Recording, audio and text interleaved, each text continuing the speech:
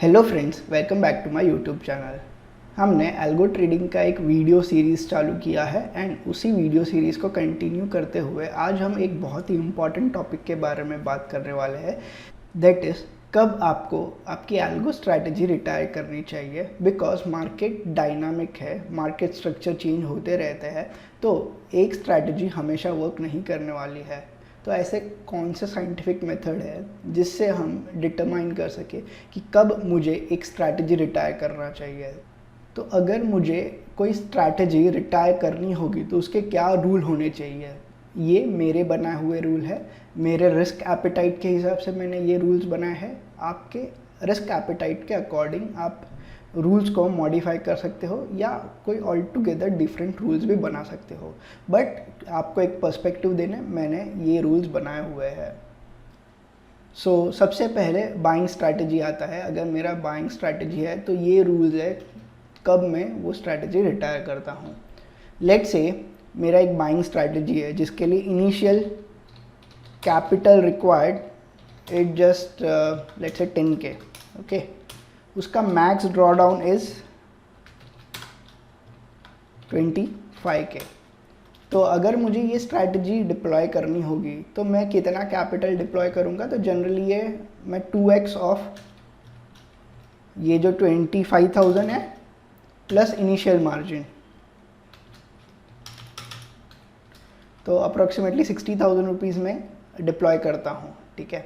But ये जो 2x of max DD है तभी मैं स्ट्रैटेजी रिटायर करूँगा। बट कुछ कंडीशन है, अगर वो कंडीशन फुलफिल नहीं होती तो मैं 2x नहीं रखूँगा, क्योंकि नहीं तो मेरा बहुत ज़्यादा कैपिटल वाइप आउट होने का चांसेस है।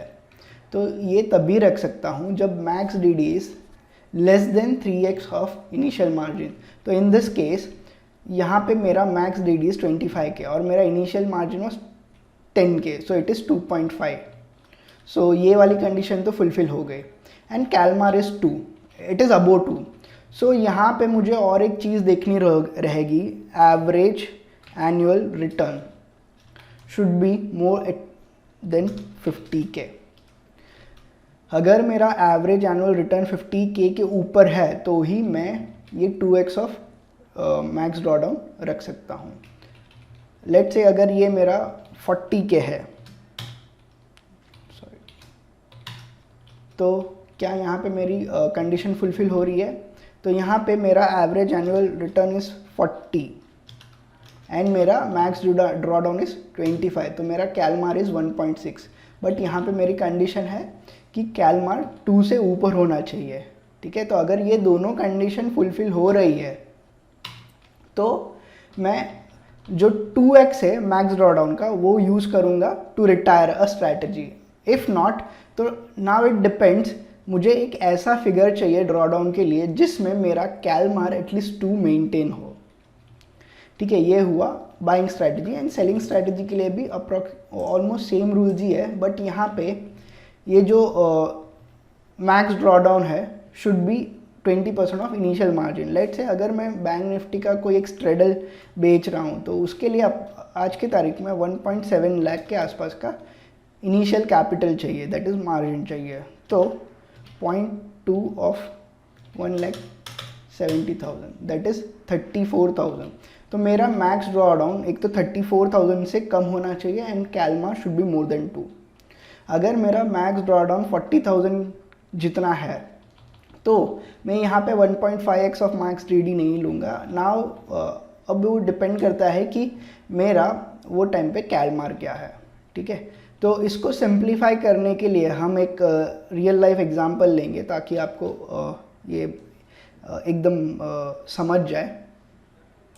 तो लेट्स से मैंने एक निफ्टी का स्ट्रैटेजी मुझे मिला है। लेट्स से मैं कोई एक वेबिनार अटेंड किया, मुझे ये स्ट्रैटेजी मिला, ठीक है। ये इसके 2 साल का रिजल्ट्स है, अप्रैल 2020 से लेके मार्च 2022। ये रिजल्ट्स तो बहुत कम है, बट बिकॉज ये निफ्टी का है इसका डेटा ही 2019 मिड से अवेलेबल रहता है। तो लेट्स से मेरे पास इतना ही डेटा है, मुझे ये डिप्लॉय भी करना है। तो जब भी मैं स्ट्रैटेजी डिप्लॉय करता हूँ उसी टाइम मेरे पास एक कॉन्क्रीट प्लान होना चाहिए कि मैं ये स्ट्रैटेजी रिटायर कब करूँ। तो लेट्स से ये स्ट्रैटेजी है, बहुत ही सिंपल है, super trend 3 minute time frame पे एंड EM है 50 कैंडल्स का, वो भी 3 मिनट टाइम फ्रेम पे। जब भी 3 मिनट का क्लोज सुपर ट्रेंड के अबो एंड EMA के अबो है, मैं एक कॉल बाय करूँगा विच इज़ नियरेस्ट 200। ये निफ्टी है, यहाँ पे लॉट साइज अभी फ़िलहाल 50 है, तो 50 into 200 which is 10,000 rupees approximate initial margin and current closes below super trend आ जाएगा तभी मैं एग्ज़िट कर दूंगा, या तो 3 बजे मैं एग्ज़िट कर दूंगा। तो ये सिंपल स्ट्रैटेजी है, इतना मेरे पास स्ट्रैटेजी स्टैट्स था। तो मैंने क्या किया, इसको CSV में डाउनलोड कर लिया एंड वही जो हम यहाँ तक मुझे पूरा CSV वाला डेटा मिला था, यहाँ से मैंने डेटा प्रोसेसिंग किया, ठीक है। तो डेट यहाँ पे लॉट साइज़ क्या था 2020 में, ये निफ्टी का लॉट साइज़ 75 था, तो मैंने वही लिया है। देन मैंने क्या किया है, बाय प्राइस, ये जो बाय एंड सेल प्राइस है उसमें मैंने 5% का स्लिपेज ऐड किया है। तो यहाँ पे 196.8 बाय प्राइस था, तो इट इज़ 197.78 और यहाँ पे सेल प्राइस था 178, सो ये 177.85 ले लिया है। देन उस पर ब्रोकरेज मैंने 10 रुपया लिया हुआ है। STT ये कंप्लीटेड मतलब पर साइड 5 रुपया, ठीक है। Then STT exchange transaction, SEBI, stamp duty, GST, so सब टोटल चार्जेस 38 के आसपास हो रहे हैं। तो नेट PNL चेक करते हैं कितना होता है। तो नेट PNL इज ये हमारा जो sell value minus buy value minus जो टोटल चार्जेस थे। माइंड यू ये buy and sell value after slippage है, ठीक है। तो ये मेरा PNL after slippage and brokerage है। तो यहाँ पे मैंने नेट PNL कैलकुलेट कर लिया है, क्यूमुलेटिव PNL कैलकुलेट कर लिया है, मैक्स ड्रॉडाउन कैलकुलेट कर लिया है। तो हमारा क्यूमुलेटिव PNL 1,63,000 है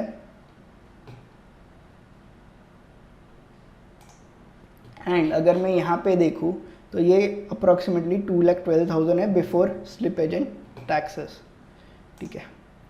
एंड यहाँ पे मेरा मैक्स ड्रॉडाउन इस 40,000, जबकि यहाँ पे मुझे मैक्स ड्रॉडाउन दिखा रहा था 21,000, ठीक है। तो अब एक काम करते हैं, सिर्फ इक्विटी कर्व और मैक्स ड्रॉडाउन कर्व बना लेते हैं। सो इंसर्ट ये equity curve,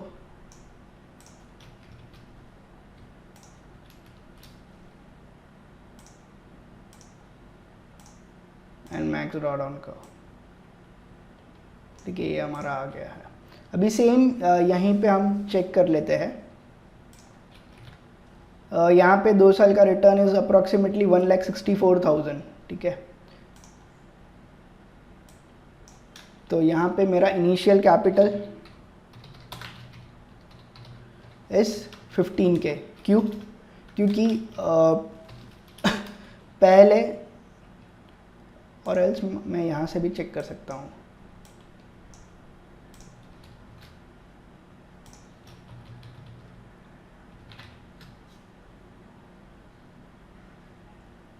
maximum is 16,884, we can check।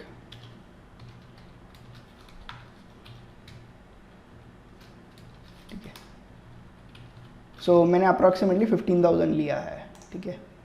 तो initial capital required is 15,000। What is max drawdown? यहाँ पे 40,000 हमारा मैक्स ड्रॉडाउन है।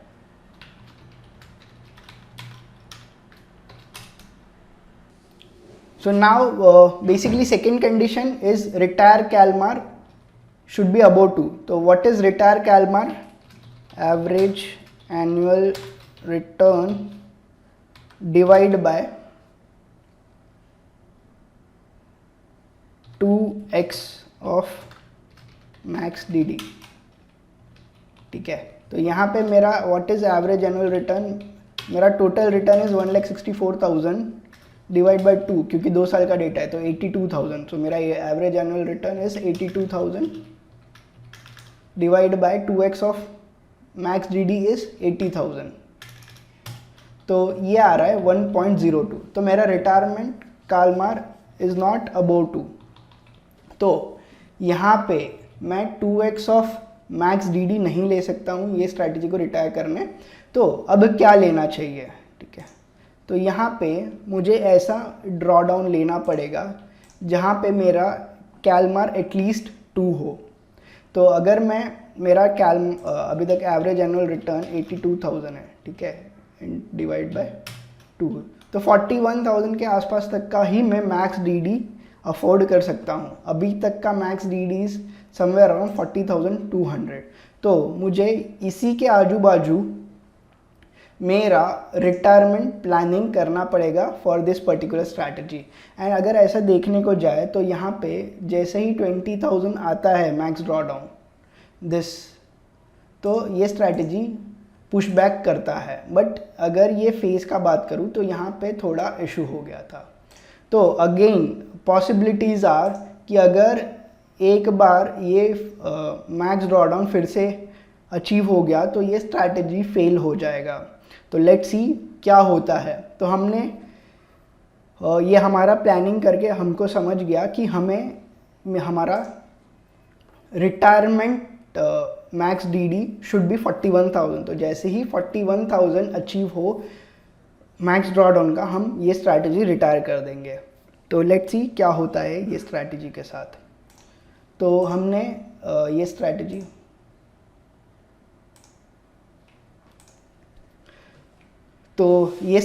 अभी तक 1 अप्रैल 2020 से लेके 31 मार्च 2020 तक का ही था। तो हमने इसे आगे के टाइम फ्रेम में सेम स्ट्रैटेजी को टेस्ट कर दिया है। You can check the parameters. अभी जो रिजल्ट्स आया है मैं उसे सिर्फ एक्सेल में कॉपी पेस्ट कर लेता हूँ। एक्सेल पे कॉपी पेस्ट करने के बाद मैंने इस पे डेटा फिल्टरिंग कर लिया है, that is slippages and brokerage add कर दिए हैं। And these are the result. ये हमारा इक्विटी का और ये हमारा मैक्स ड्रॉडाउन का। तो एज यू सी हमने जैसे ही हमने यहाँ पे डिसाइड किया था कि 41,000 के नीचे हमें ये स्ट्रैटेजी रिटायर कर देनी चाहिए, क्योंकि बाद में प्रोबेबिलिटी हाई है कि ये स्ट्रैटेजी फेल हो जाएगी। And as you can see strategy has already fail. आज की तारीख में उसका ड्रॉडाउन 53,000 प्लस हो गया है। तो ये कैसे पॉसिबल हुआ? तो अगर आपको ये सेम चीज़ अगर चार्ट फॉर्म में देखनी है तो वहाँ से भी आप ये डिसाइड कर सकते हो। अगर आप यहाँ पे देखोगे तो ये ट्रेंड लाइन था,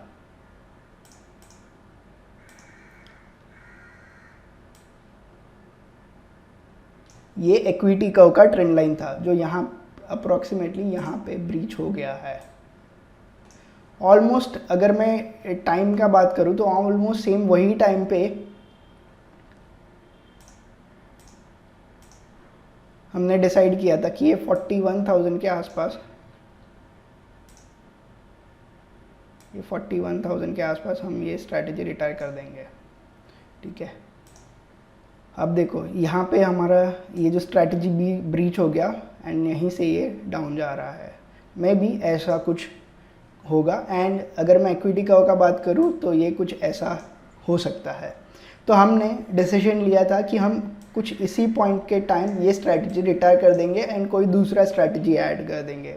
so this is why it is very important कि जब भी आप नया स्ट्रैटेजी ऐड करो उसी दिन आपको पता होना चाहिए कि आप वो स्ट्रैटेजी रिटायर कब करोगे। तो ये मेरे ही रूल्स थे कि मैं मेरे स्ट्रैटेजी रिटायर कब करता हूँ। आप आपके रिस्क एपेटाइट के हिसाब से आपके रूल मॉडिफाई कर सकते हो। सो आई होप आपको समझा होगा कि क्या इम्पोर्टेंस है स्ट्रैटेजी रिटायर करने का एंड क्या साइंटिफिक मेथड हो सकता है जो आप फॉलो कर सकते हैं in your algo trading journey. So thank you for watching this video. Like this video, share this video, subscribe to my channel. Thanks for watching.